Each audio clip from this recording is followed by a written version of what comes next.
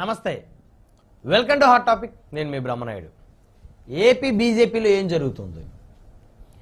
AP బీజేపీలో protocol ఉందా లేదా? ప్రోటోకాల్ ఉంటే ఎమ్మెల్యే ఎంపీ టికెట్ల కోసం పార్టీ ప్రెసిడెంట్ని సంప్రదించాలి, కానీ అందరూ ఢిల్లీలో ఎందుకు లాబింగ్ చేసుకుంటా ఉన్నారు? 2019 ఎన్నికల తర్వాత ఆంధ్రప్రదేశ్లో ముగ్గురు నాయకులు భారతీయ జనతా పార్టీకి నాయకత్వం ఇస్తూ వచ్చారు. కన్నా లక్ష్మీనారాయణ, ఆ తదనంతర కాలంలో సోమవీర్రాజు, ప్రస్తుతం పురంధేశ్వరి. అయితే కన్నా లక్ష్మీనారాయణ నేతృత్వంలో ఆనాటి బీజేపీ 2019 ఎన్నికల సమయంలో ఉన్న స్పీడ్, సోమవీర్రాజు టైంలో ఉన్న స్పీడ్ ప్రస్తుతం పురంధేశ్వరి నేతృత్వంలో ఉందా? 2019 ఎన్నికల సమయంలో కన్నా లక్ష్మీనారాయణ నేతృత్వంలో ఎంతోమందికి టికెట్లు ఇప్పించినటువంటి పరిస్థితి ఆనాటి ఏపీ బీజేపీ. మరి ఈరోజు ఎందుకు పార్టీ అధ్యక్షురాలని ఎవరో కూడా టికెట్ల కోసం సంప్రదించిన పరిస్థితి ఉంది? ఢిల్లీలో టికెట్ల కోసం లాబింగ్ ఎందుకు జరుగుతూ ఉంది? రెండు అంశాలు చర్చిద్దాం. ఇదే వాళ్ళ హాట్ టాపిక్. ఈ హాట్ టాపిక్లో మనతో పాల్గొనడం కోసం చందు శ్రీనివాస్ గారు, రాజకీయ విశ్లేషకులు, మనతో స్టూడియోలో అందుబాటులో ఉన్నారు. అదేవిధంగా శివపార్త గారు, జనసేన పార్టీ రాష్ట్ర అధికార ప్రతినిధి, మనతో జూమ్ కాల్ అందుబాటులో ఉన్నారు. అదేవిధంగా శేఖర్ రెడ్డి గారు, వైఎస్ఆర్ కాంగ్రెస్ పార్టీ నాయకులు, మనతోటి జూమ్ కాల్ అందుబాటులో ఉన్నారు. అదేవిధంగా రఫీ గారు, తెలుగుదేశం పార్టీ సీనియర్ నాయకులు, అధికార ప్రతినిధి, మనతోటి జూమ్ కాల్ అందుబాటులో ఉన్నారు. రైట్, ముందుగా చందు శ్రీనివాస్ గారితో మాట్లాడారు. చందు గారు, గుడ్ మార్నింగ్ అండి. వెరీ గుడ్ మార్నింగ్ అండి. ఏం చందు గారు, ఎక్కడైనా టికెట్ల విషయంలో పార్టీ ప్రెసిడెంట్ని సంప్రదించే పరిస్థితి ఉంటుంది. అఫ్కోర్స్ ప్రాంతీయ పార్టీలు కాకపోయినప్పటికీ, జాతీయ పార్టీలు అయినప్పటికీ కూడా దాదాపుగా ఇప్పుడు తెలంగాణలో కాంగ్రెస్ పార్టీ కనుక చూస్తే రేవంత్ రెడ్డి గారిని ఎక్కువ మంది సంప్రదించారు. అబోవ్ 60% అనుకోవచ్చు, 40% ఢిల్లీ నుంచి. కానీ అసలు ఇక్కడ పురంధేశ్వరి గారిని ఎందుకని భారతీయ జనతా పార్టీ నేతలు ఎందుకని పరిగణలోకి తీసుకోవట్లేదు? ఎమ్మెల్యే ఎంపీ టికెట్ల బహుశా ఇప్పుడు కూటమిలో భాగంగా 6 పార్లమెంటు 10 అసెంబ్లీ స్థానాలు పోటీ చేస్తూ ఉంటే వాళ్ళందరూ ఎందుకు ఢిల్లీ చుట్టూతా తిరుగుతూ ఉన్న పరిస్థితి ఉంది? అంటే ఏపీ బీజేపీ అధ్యక్షురాలని పార్టీ నేతలే వారిని ప్రోటోకాల్ పాటించకుండా, వారిని గౌరవించకుండా ఉన్నారు, లేకపోతే అసలు వారిదేమీ లేదు, ఈ ఆంధ్రప్రదేశ్ బీజేపీలో అంతా ఢిల్లీ నుంచి ఆదేశాలు రావాల్సిందే అనేటువంటి ఒక అభిప్రాయానికి బీజేపీ నేతలు వచ్చారని అనుకోవచ్చా? డెఫినెట్గా, అంటే అనేక కారణాలు ఉంటాయండి ఏదైనా కానీ. ప్యానెల్లో ముందుగా ముఖ్యంగా ప్రైమ్ 9 వీక్షకులకి, యాజమాన్యానికి, శివపార్వతి గారికి, రఫీ గారికి, రెడ్డి గారికి అందరికీ గుడ్ మార్నింగ్ చెప్తూ, మీరు తీసుకున్న టాపిక్లో ఇప్పుడు కాంగ్రెస్ అయినా బీజేపీ అయినా కంప్లీట్గా టికెట్లు ఫైల్ చేసేది ఢిల్లీ అధిష్టానమే. కాకపోతే చంద్రబాబు నాయుడు గారు ఇక్కడ కాబట్టి, చంద్రబాబు నాయుడు గారు జనసేన కావచ్చు, ఇక్కడ టికెట్లు వీళ్ళు పాయింట్ ఆఫ్ ఇచ్చేసుకుంటారు. మిగతా బీజేపీ పాయింట్ డిస్కషన్ చేయడానికి ఢిల్లీ వెళ్తారు.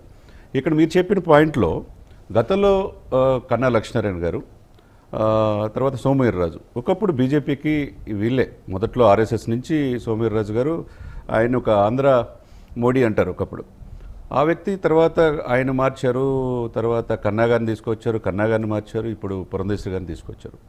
అసలు యాక్చువల్గా బీజేపీ ఆర్ఎస్ఎస్ అంతా వీళ్ళు టీడీపీ నుంచి తర్వాత కాంగ్రెస్ వెళ్ళి, కాంగ్రెస్ తర్వాత ఆమె మంత్రి అయ్యి, తర్వాత బీజేపీ పగ్గాలు ఆమెకు అప్పచెప్పారు. ఇప్పుడే చెప్పినప్పటి నుంచి ఆమె కొంత వర్గాలకి మాత్రమే ప్రోత్సహిస్తున్నారు అని చెప్పేసి ఆమె మీద కొద్దిగా ఎలిగేషన్స్ ఉన్నా సమర్థవంతంగా చేసిద్ది అనేది ఆమె మీద, ఎందుకంటే మంత్రిగా చక్కగా చేశారు, ప్లానింగ్ ఉంటుంది, హిందీ ఇంగ్లీష్ అనర్గంగా మాట్లాడిద్ది. ఎన్టీ రామారావు ఫ్యామిలీ నుంచి అంత రాజకీయంగా చాలా పార్లమెంట్లో కూడా మంచి పేరు తెచ్చుకున్నాం, ఆమె కాదనలేనిది.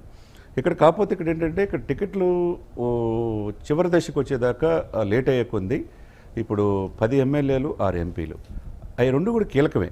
ఈ 6 ఎంపీలు వచ్చేదానికి మీరు చూశారో లేదో, ఇప్పుడు పురంధేశ్వరి గారు గట్టిగా ఎట్టి పరిస్థితుల్లో ఆమె రాజమండ్రి ఎంపీగా పోటీ చేస్తున్నారు. లేకపోతే కిరణ్ కుమార్ రెడ్డి గారు రాజంపేట అడుగుతున్నారు. లేకపోతే ఆ రెండు పోతే ఇంకెవరు ఇక్కడ అనకాపల్లి, అరకు, తిరుపతి, విజయనగరం.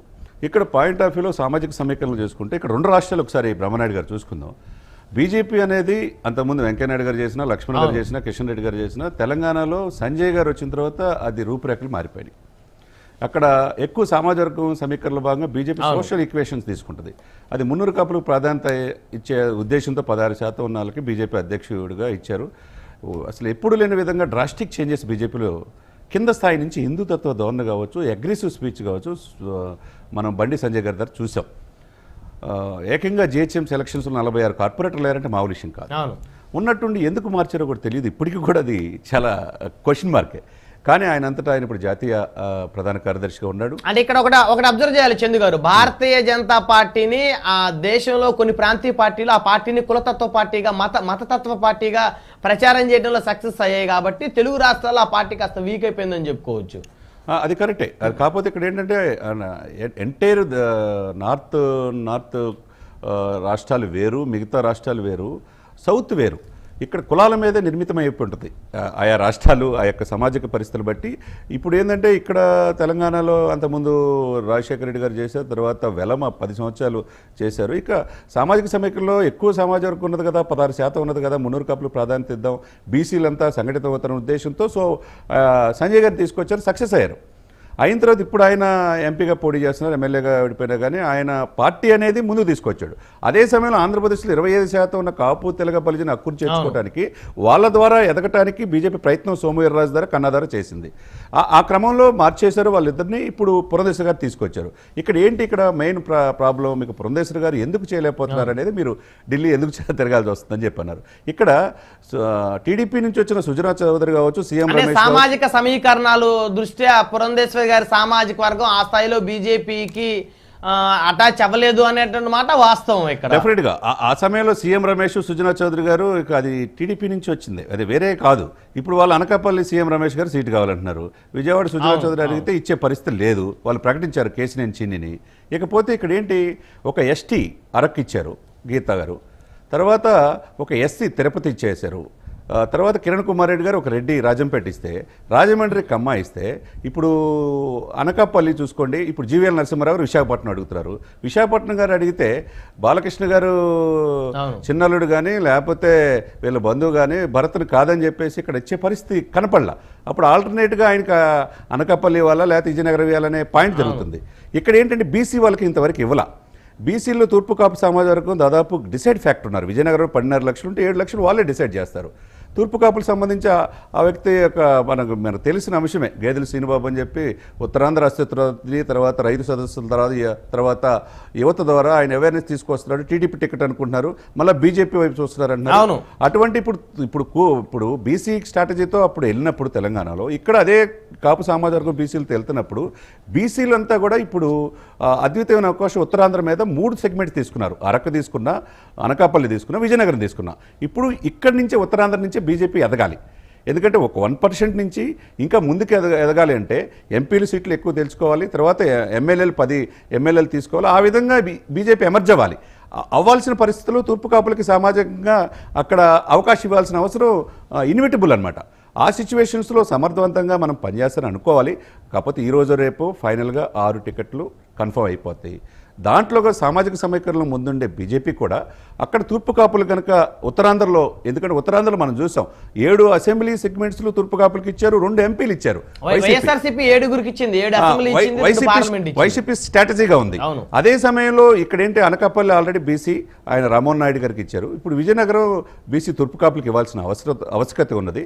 శ్రీకాకుళం, ఇప్పుడు అనకాపల్లిలో ఇప్పుడు సీఎం రమేష్ ఆయన వస్తే కనుక ఆయన కమ్మ సామాజిక అవుతాడు. ఇక్కడ భరత్ పక్కనున్న ఆయన కమ్మ సామాజిక అవుతారు. ఇక్కడ సోషల్ ఈక్వేషన్స్ ఇక్కడ ఏంటంటే ఆ పాయింట్ ఆఫ్ వ్యూలో వాళ్ళు ఈక్వేషన్స్ బేరీజ్ వేసుకొని అన్ని కులాలకు కనుక న్యాయం చేయగలిగితే ఉత్తరాంధ్ర నుంచి 3 ఎంపీ సీట్లు రాష్ట్రంలో ఎక్కువ తీసుకుంటారు కాబట్టి ఉత్తరాంధ్రలో తూర్పు కాపుల్ని మిగతా వాళ్ళని కూడా హక్కును చేర్చుకునే అవకాశం బీజేపీకి అందిపుచ్చుకోవచ్చు అనమాట.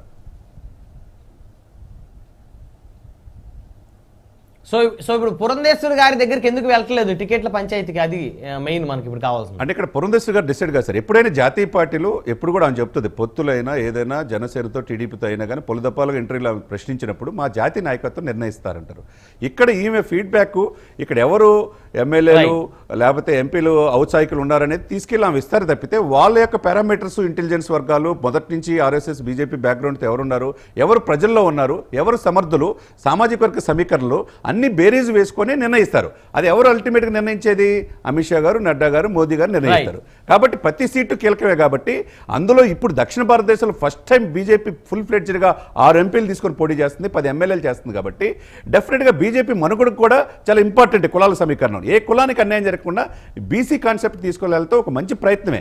ఆ పాయింట్ ఆఫ్ వ్యూలో వాళ్ళకి అన్యాయం జరగకుండా ఉత్తరాంధ్రలో కనుక తూర్పు కాపులకి అక్కడ ఎమర్జ్ అయితే కనుక ఓవరాల్గా ఈ ప్రభావం అటు బలిజల్లో రాయలసీమలో పడింది, కోస్తాలో కాపుల మీద పడింది. ఓవరాల్ కూడా అందిపుచ్చుకొని ఎడిదిరిగి పవన్ కళ్యాణ్ గారు ఉన్నారు కాబట్టి అందిపుచ్చుకునే అవకాశం, ఓటు ట్రాన్స్ఫర్మేషన్ అయ్యే అవకాశాలు స్పష్టంగా కనపడుతున్నాయి.